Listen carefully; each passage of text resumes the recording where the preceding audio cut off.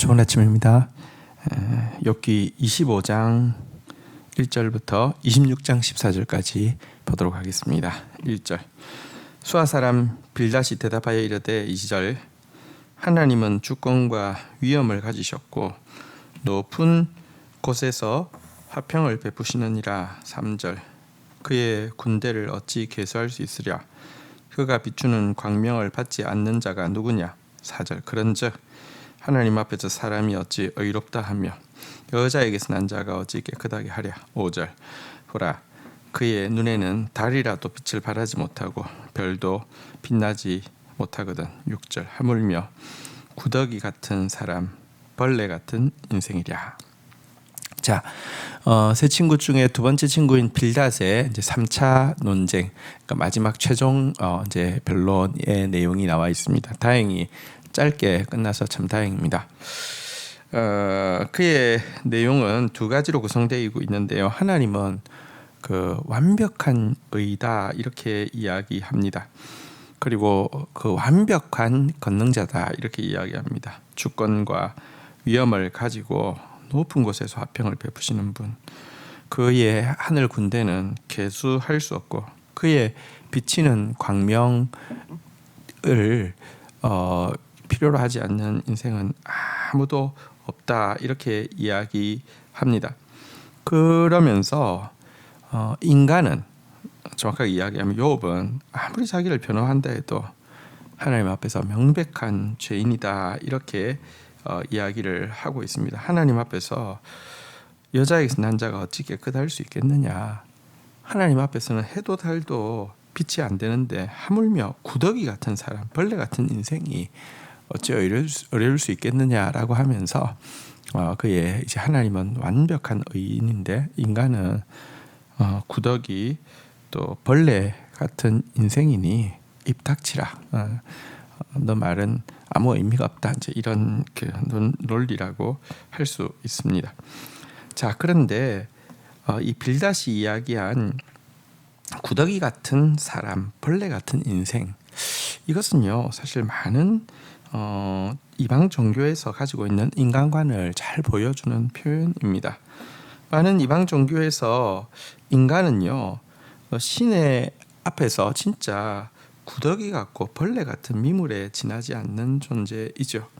신에 의해서 철저하게 불신되고 있는 존재고 티끌 속에서 살다가 하루살이에서 눌려 죽고 그리고 기억 속에 사라지는 비천한 존재, 이것이 이방 종교에서 이야기하고 있는 인간관인데요.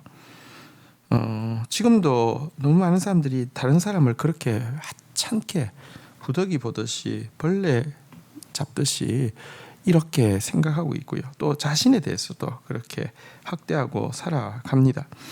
하지만 성경은 하나님이 지극히 크신 분이지만 동시에 하나님께서 사람을 지극히 존귀하게 여기신다고 이야기하고 있는 특별한 인간관을 가지고 있습니다. 다윗은 노래합니다. 사람이 무엇이기에 주께서 그를 생각하시며 인자가 무엇이기에 주께서 그를 돌보시나이까. 그를 하나님보다만 조금 못하게 하시고 영화와 존귀로 관을 씌우셨나이다.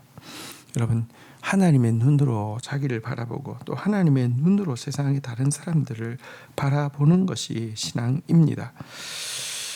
그리하여서 나를 존귀하게 해주신 하나님께 감격의 고백을 드리고 하나님의 피조물로 창조받은 영혼들을 존귀하게 대하는 것, 이런 자부심과 이런 사랑으로 거룩을 이루어가는 것, 이것이 기독교에서 이야기하고 있는 바른 인간관입니다. 어쨌든 빌닷의 이제 이야기는 마쳤고요. 빌닷에 대해서 이제 반박하는 또 이 욥의 또 마지막 변론이 26장, 27장에 이어지는데요. 먼저 26장 내용 보도록 하겠습니다. 1절 욥이 대답하여 이르되 내가 힘 없는 자를 참 잘 도와주는구나. 기력 없는 팔을 참 잘 구원하여 주는구나. 3절 지혜 없는 자를 참 잘도 가르치는구나. 큰 지식을 참 잘도 자랑하는구나. 4절 내가 누구를 향하여 말하느냐. 누구의 정신이 내게서 나왔느냐. 욥은요 빌닷의 기본적인 이 논리 지금까지 세 번에 걸친 말들의 핵심의 자랑이 차지하고 있다고 정확하게 진단하고 있습니다.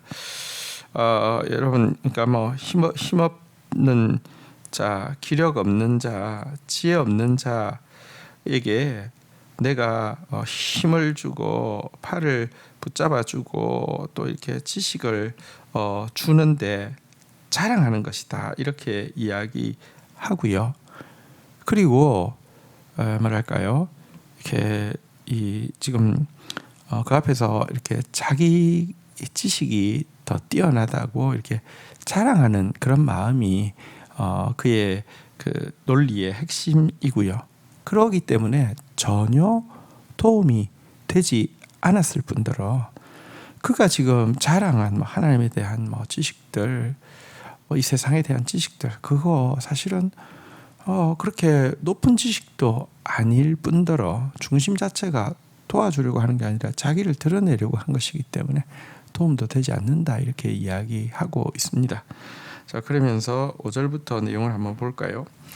죽은 자들의 영들이 물밑에서 떨며 물에서 사는 것들도 그러하도다. 6절, 하나님 앞에서는 스올도 벗은 몸으로 드러나며 멸망도 가림이 없습니다. 7절, 그는 북쪽을 허공에 펴시며 땅을 아무것도 없는 것에 매다시며 8절, 물을 빽빽한 구름에 싸시나 그 밑에 구름이 찢어지지 아니하느니라. 9절, 그는 보름달을 가리시고 자기의 구름을 그 위에 펴시며 10절, 수면에 경계를 그으시니 빛과 어둠이 함께 끝나는 곳이니라. 11절, 그가 꾸짖으신즉 하늘 기둥이 흔들리며 놀라느니라. 12절, 그의 능력으로 바다를 잔잔하게 하시며 지혜로 라합을 깨뜨리시며 13절, 그의 입김으로 하늘을 맑게 하시고 손으로 날렵한 뱀을 무찌르시나니.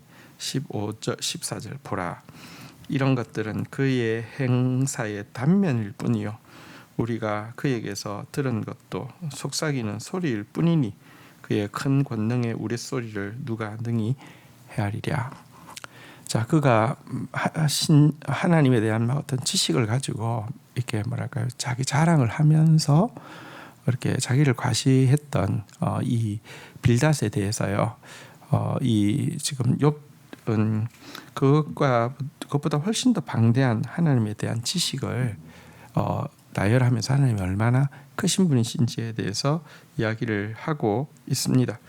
스올, 또 하늘, 바다, 사탄까지 미치는 하나님의 통치에 대해서 그는 나열하고 있습니다. 여러분, 지구는 보이지 않는 실에 의해서 허공에 매달려 있다, 이렇게 이야기하고요. 물은 구름 속에 쌓여 있는데 그 구름은 물의 무게에 의해서 찢어지는 일이 없도록 하고 그 구름이 하나님의 보좌를 가려주는 그런 역할을 한다, 이렇게 또 노래합니다. 바다는 하나님의 말씀 아래에서 침묵하고 그 건의에 복종하고 그 경계를 넘지 못한다, 이렇게도 노래합니다.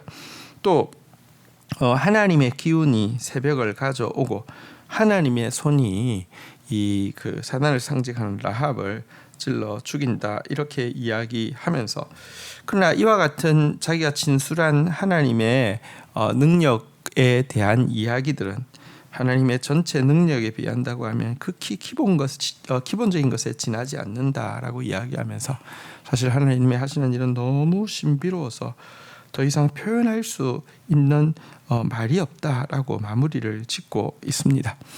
어쨌든 그가 지금 이렇게 갑자기 하나님에 대한 이렇게 하나님이 얼마나 크고 하나님의 통치가 얼마나 광대한지 이렇게 이야기한 이유는 작은 하나님에 대한 지식을 가지고 자기를 과시하면서 자랑하면서 결국 욥을 비방하려고 했던 빌닷을 부끄럽게 하려 함일 뿐 아니라 그의 말들이 아무 효과가 없었다는 것을 보여주는 것입니다.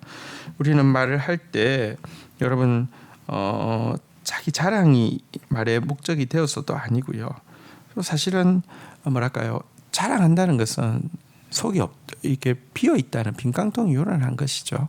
무지한 자기 과시는 수치만 불러온다는 사실을 기억해야 할 것입니다. 주신 말씀 붙잡고 기도하며 나가도록 하겠습니다. 하나님, 빌닷이 구더기 같은 사람, 벌레 같은 인생이라고 이야기하면서 하나님 앞에서 인간이 얼마나 아무것도 아니고 비천한지에 대해서 이야기하고 그의 논지를 마치고 있음을 보게 됩니다. 네, 우리는 구더기고 우리는 벌레입니다.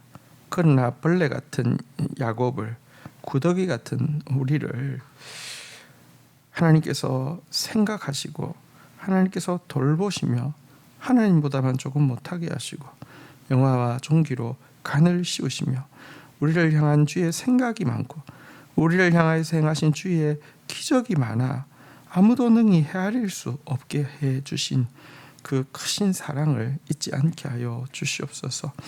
하나님의 사랑 안에서 자부심을 가지고 하나님께서 사랑하시는 영혼들을 향한 사랑을 가지고 이 땅을 살아가는 저희들 되어지게 하여 주시옵소서.